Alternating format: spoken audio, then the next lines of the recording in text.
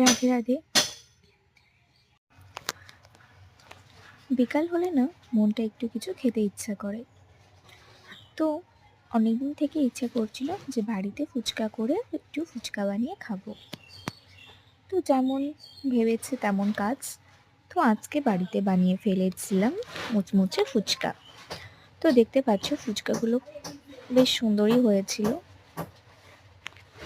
তো তারপর ফুচকার জন্য সব কিছু রেডি করে নিচ্ছিলাম, যেমন ফুচকার সঙ্গে টক জল, আলু মাখা, তো সেগুলো বানিয়ে নিচ্ছিলাম। তো মাকে বললাম তুমি আমাকে একটু সাহায্য করো।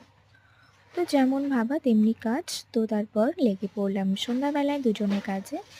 ফুচকাটাকে আমি একটু বেশ সুন্দর করে সাজিয়ে নিচ্ছিলাম।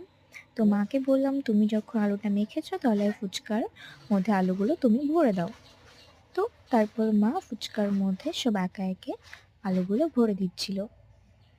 তো তারপর আলুগুলো ভরে নেওয়ার পরে বেশ সুন্দর করে আমি একটু সাজিয়ে নিচ্ছিলাম, ভাবছিলাম একটু সাজিয়ে নিই, বেশ ভালো লাগবে দেখতে। আমার খাবার ডেকোরেশন করতে কিন্তু খুব ভালো লাগে, মানে সুন্দর করে সাজিয়ে বেশ পরিবেশন করবো, এটা আমার খুব ভালো লাগে। তো তারপর ফুচকার মধ্যে আলু দেওয়া হয়ে গেলে দিয়ে দিয়েছিলাম ভুজিয়া। ভুজিয়াগুলো খেতে খুব টেস্টি ছিল, মানে বেশ ভালো লাগছিল খেতে। এমনিতে আমার তেলে ভাজা খাবার খুব একটা পছন্দ না।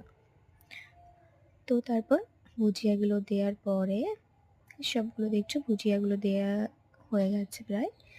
তো ভুজিয়া দেওয়ার পরে তারপর এর মধ্যে একে একে দিয়ে দিয়েছিলাম একটু সস।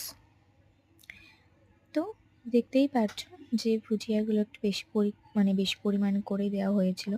তো তারপরে এই যে একে একে প্রত্যেকটাতে এই যে সস দিয়ে দিচ্ছিলাম।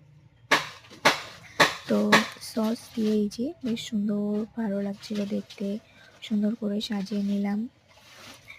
তো একে একে প্রত্যেকটাতে সস দিয়ে দেবো। যেহেতু সসের প্যাকেট আমার কাছে একটু কম ছিল, তো সেই জন্য খুব একটা বেশি সস আমি দিতে পারিনি।